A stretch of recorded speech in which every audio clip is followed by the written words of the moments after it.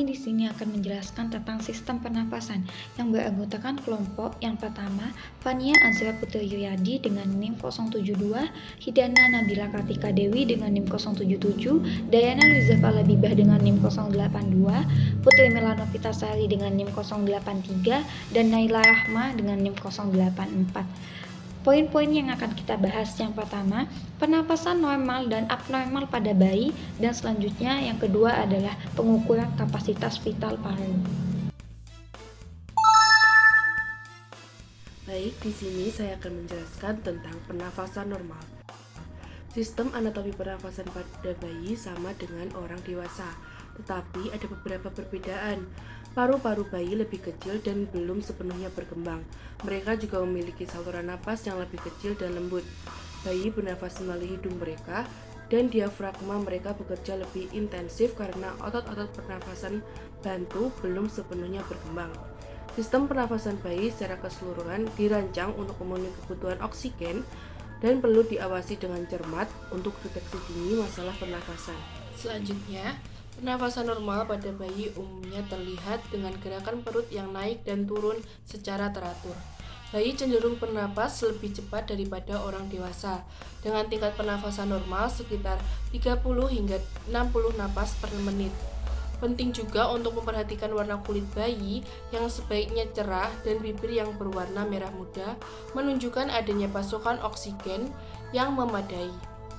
Jika Anda memiliki kekhawatiran tentang pernafasan bayi, sebaiknya berkonsultasi dengan profesional kesehatan.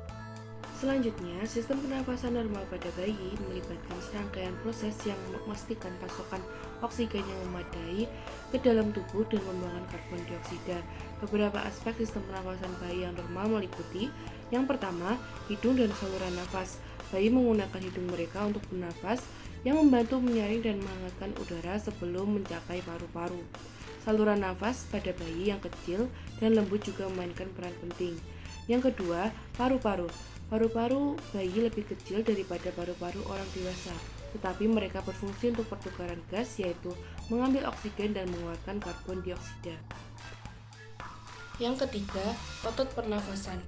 Bayi menggunakan diafragma dan otot-otot pernafasan lainnya untuk menggerakkan udara masuk dan keluar dari paru-paru.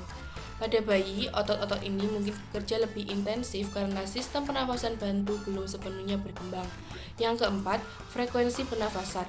Tingkat pernafasan normal pada bayi sekitar 30 hingga 60 nafas per menit, yang cenderung lebih cepat daripada orang dewasa. Yang kelima, warna kulit dan bibir.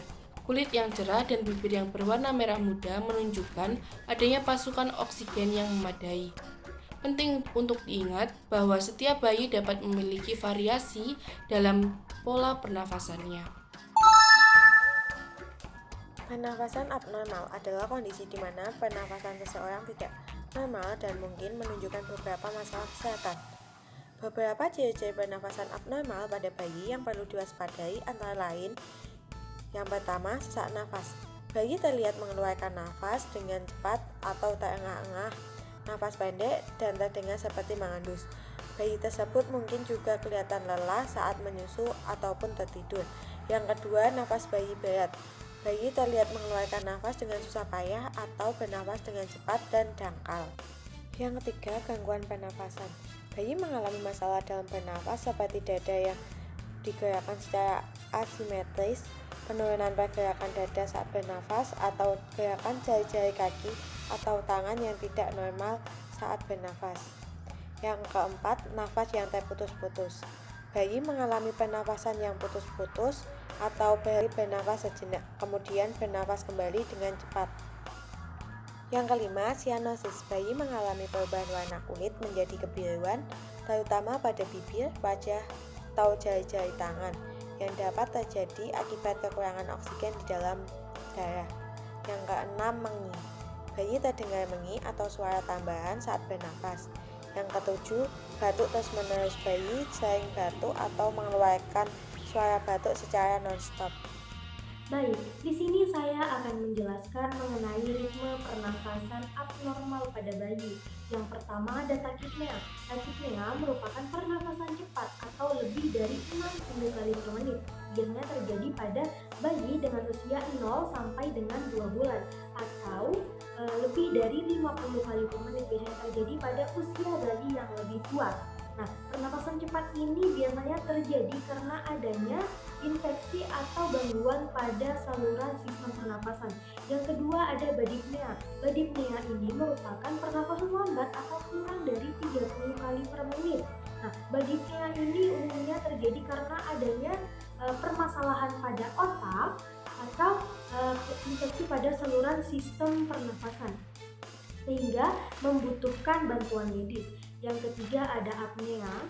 Apnea merupakan berhenti bernapas selama beberapa detik atau lebih. Apnea ini biasanya terjadi pada bayi prematur atau bayi yang mengalami gangguan pada jantungnya.